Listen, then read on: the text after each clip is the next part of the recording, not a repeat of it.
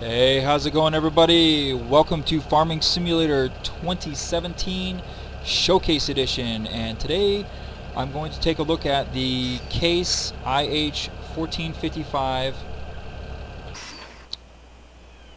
XL. The difference between the XL and the standard model is basically the wheels and engine size. It's a gorgeous tractor, beautiful little workhorse. While I talk about it a little bit and the history of Case, let's hop in and we'll sow this field. Maybe not the whole thing, because this is going to be really short. So, but you just get the feel for it. So let's hop in. Let's put our realistic beacons on,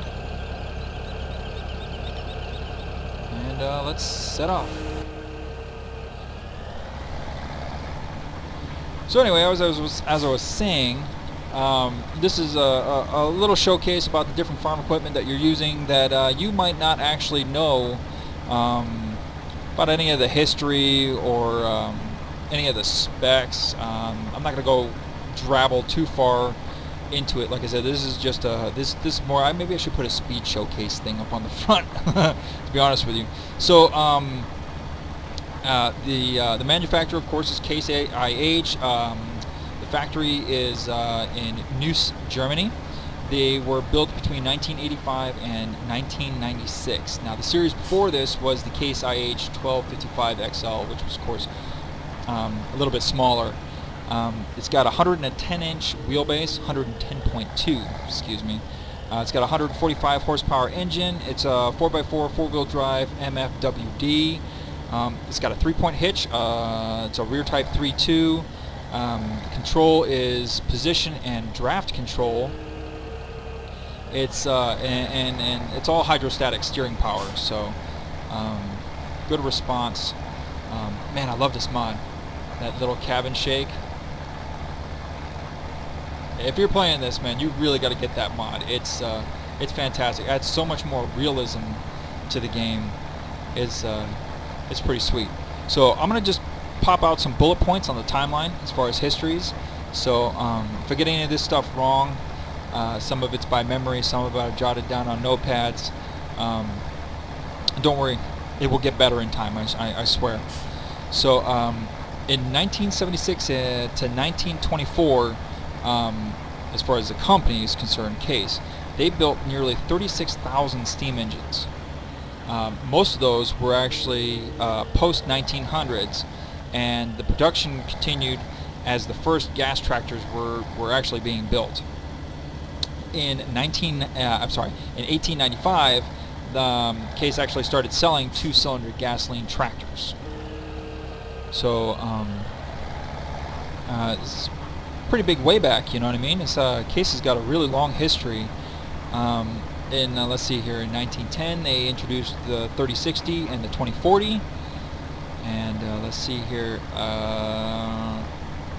what was that, 1915 the tricycle 1020 tractor was introduced, and all the way up in 1932, or I should say way back in 1932, they introduced 8 new combine models and versions. I wish I had written down all of them, because it's actually pretty interesting. We'll get into all the combines and stuff like that a little later in the showcases.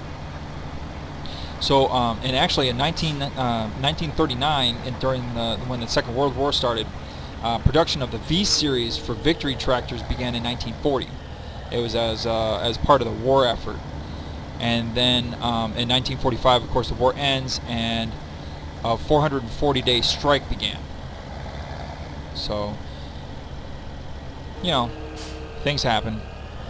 Let's see here, in 1953 they introduced the 500 series and the 400 series, and in 1964 Case was actually taken over by the Kern County Land Company. In 1967 Tenneco International takes over Case, and then in the 1970s the Case parent company Tenneco takes over the David Brown tractors and merges them over in UK with the David Brown products rebranded as Case. And then finally, as far as my notes are concerned, in 1984, the parent company Tenneco, they took over the International Harvesters and merged it with the JI case to form Case International, or later the CaseIH. So you know, a lot of interesting history. If you don't know anything about tractors, which I really don't know too much, I'm learning as I go. I've kind of gone quote-unquote balls deep in the farming simulator and some of the histories of the actual companies of who made everything, and just all the parts. And some of my favorites are the seeders. I can't wait to talk to you about the seeders. The technology is just it's amazing.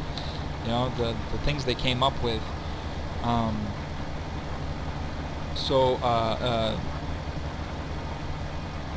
don't really have too much more to say about it.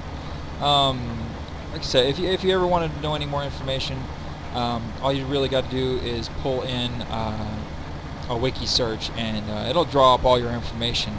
Just I thought I'd pop a little video out to let you know that these are not just, you know, a little toy. They serve a really great purpose, and I don't know, man. I love this damn game. It's prompted me to do a lot of different things. I hope you guys enjoy the series. I think it's going to be fantastic once I start branching out. I believe next time I'm going to do more than just one machine. We'll do probably like 2 tractors or 2 pieces of equipment. We'll do 2 at a time, you know, just so I can just do brief little bullet points on each, and you know, let me know what you think. Give me some feedback. Pop something down in the comments, what you would like to see, what you don't want to hear, things of that nature, you know, and help me make this a little bit better. Please. Appreciate it. With that, you know, let's hop out. We'll watch it. There he goes.